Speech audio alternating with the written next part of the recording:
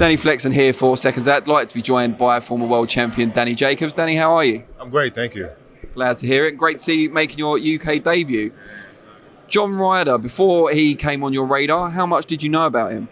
Well, I didn't know very much about him. He's a UK fighter, so I think the most I got from him is when he fought Callum Smith, and then he hasn't even been on my radar ever since, but he was an option, and so I had to do my research.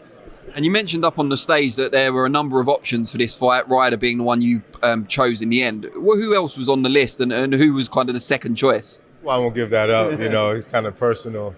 But at the same time, I'm grateful that I took this opportunity because it leads me into something that I've always had high hopes for, which is fighting in the UK as a professional and headlining.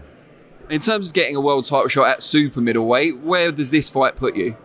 It puts me right back where I left off, right back into the place where it puts me into title contention.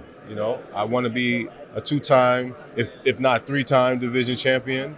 We'll see what the future has in store, but John Ryder is in the way of that.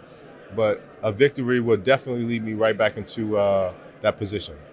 Do you expect Canelo to vacate the belts? And do you think he'd be at all keen to get back in with you after how hard you pushed him the first time?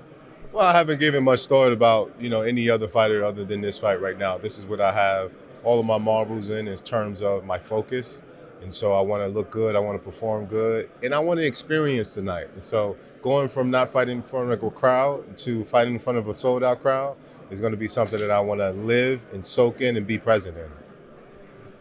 Compare kind of winning a second world title at new weight and going to the Hall of Fame with avenging the defeats on your record. Pirog aside, he's retired, of course. What means more to you and why? Well, I think it means more to me to just make myself, because I'm my biggest critic, to be proud of myself and all of my outings. When I go back and I see some of the people critique me, it doesn't truly do anything for me. It just allows me to see people's opinion.